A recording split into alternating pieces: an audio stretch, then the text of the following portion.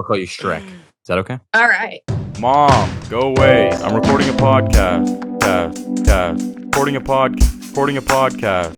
Welcome back to Verified, everybody. My name is Shane. My name is Carlos. It's been a really long time. Haven't uploaded in a while. Hope you guys all had a great holiday break. We sure did. Guys, today we have a fantastic interview for you guys. We have a very young entrepreneur who recently started a business creating different products on like Procreate, so a lot of like art and visual design and like lettering and different things. She started making Instagram for it in November of 2018. And where she started doing a lot of like watercoloring stuff. And as of today, she's currently sitting at 19,000 followers on Instagram, which is absolutely crazy. Super impressive stuff. And without further ado, please welcome the founder and CEO and creator and all of those big titles of Blue Strawberry Studios. Please welcome Emily Orr.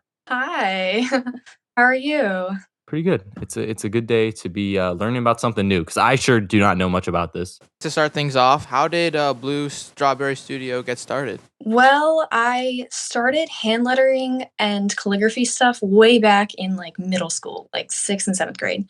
Because, I always had pretty good handwriting. And so I decided to get into that. And I did a few things like I did wedding invitations for some of my teachers and like other smaller commissions for like my neighbors and friends. And I also started watercolor then too. And that's when I decided to make my Instagram, which was beginning of high school. And I also created an Etsy shop back then too. Back then, I was only selling physical pieces that I made for watercolors and lettering. And it got me like nowhere, which like didn't bother me. Like I didn't really expect that much of it. It was just kind of like, hey, if anybody wants these pieces, then I'm selling them and I like to create art and that kind of stuff. I was really, really consistent with my Instagram. Finally, all of that paid off this year when I switched completely to digital products and digital illustrations and shifted my whole business towards that realm. When would you say that mentality changed from it like being something casual, like you said you were doing, to just like, okay, I'm going to start picking it up? I would definitely say the shift was when I created my first digital products in, I think it was March of 2020. I started promoting them on Instagram and I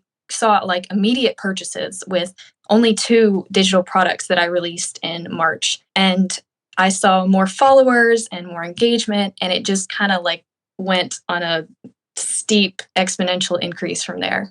Yeah, it's like motivating in itself. To do something, like if no one is interested, you're not going to want to keep posting consistently, making new products. But I still did for some reason.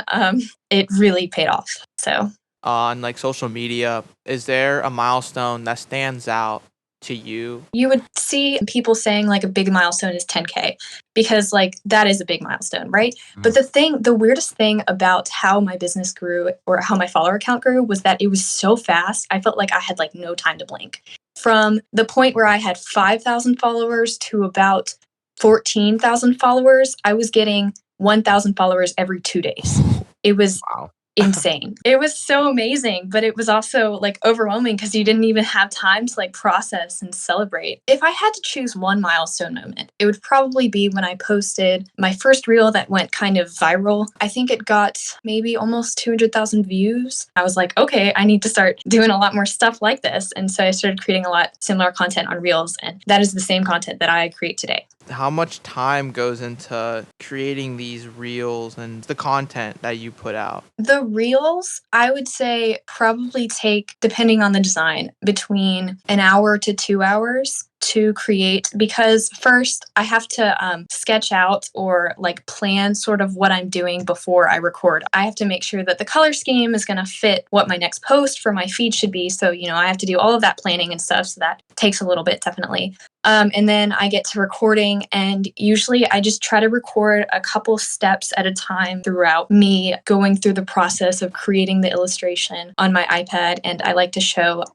some of the brushes that I use and stuff in each reels because, those are all the brushes that I sell and stuff. That one that got 1.1 million views, I was using the same brush for the entire thing. And that brush it has a bestseller icon on Etsy because of that post. I was completely forgetting like the different types of art, like what they were called. And I was like, not artists, but artists, Yeah. Technically, I would be a digital artist, or Right. I a graphic designer now too. So fancy. fancy. Yeah. That's what I like to describe to people who have absolutely no idea what I do. Because honestly, it's hard to describe for the first time. I sell digital tools for an app called Procreate. Like, I guess for each type of product you have, what goes into like that, like time wise and like creative juice wise, and creating a brush from scratch can take anywhere between like 5 minutes and like days, like perfecting it. It's very inconsistent, but usually there's so many factors that go into creating each brush. And sometimes I'll have an idea for what I want to make a brush and it'll just turn out something like completely different. And I'll still like sell it. When I told you my first 2 products, one of these was my first brush and the other one was a lettering beginners kit, and includes some things like practice worksheets, some brushes that you can use for the practice worksheets on Procreate, because it's, even though it's digital art, it's still art. You still have to practice to get better, you know. How do you manage everything? How do you go to school every day? How do you deal with sports? On top of that, you're spending time making content and you're designing different kits and brushes and all these things. How do you do it? I am an extremely motivated and productive person. That is the only thing that I can say about that. I tend to burn myself out sometimes and work all the time. I'm in a bunch of AP classes this semester too, so keeping up with the business that just blew up, and then basketball just started about a month ago too. It's definitely really, really stressful sometimes. Consider keeping up with my business as something that I have to do. Yes, I have to do it. I have to get orders out. I should be posting consistently, but my business has always been a break from basketball and school. It's always been something relaxing that I do on the side, and I'm really, really happy about that, and I really hope that that doesn't change. Where does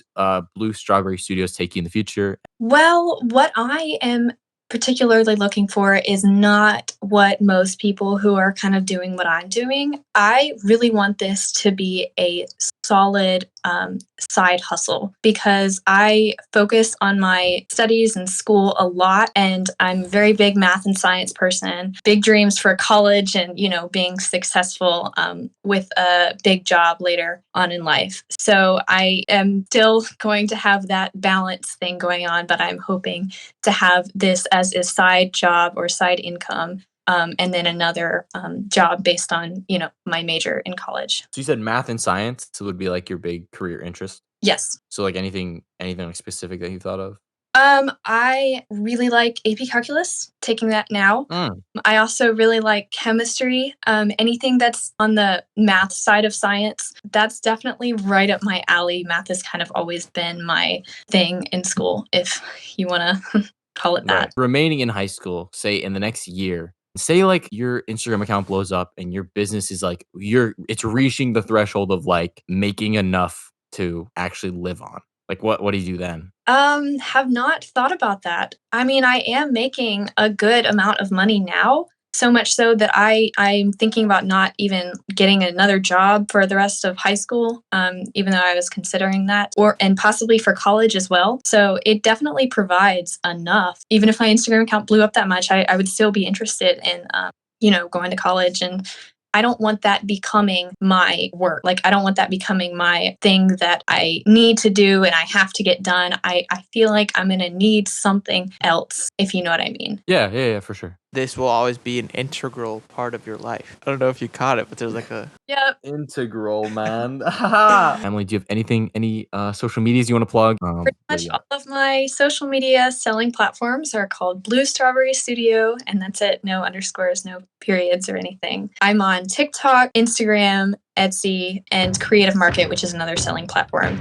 Guys, you see all that stuff in the podcast description, YouTube description, all the descriptions. Thank you guys so much for listening to today's episode. Hope you guys enjoyed. If you did enjoy and you want to help us out, you can follow us on whatever podcast is a platform you're currently listening on. Greatly appreciate it. If you want to check us out on Instagram, Instagram and TikTok, they are both at verified.talk. Recently been doing some games with guests that we're posting on Reels. If you guys are interested in those, you can go check them out. Thanks you guys so much once again, and we'll see you guys next week for a brand new podcast episode.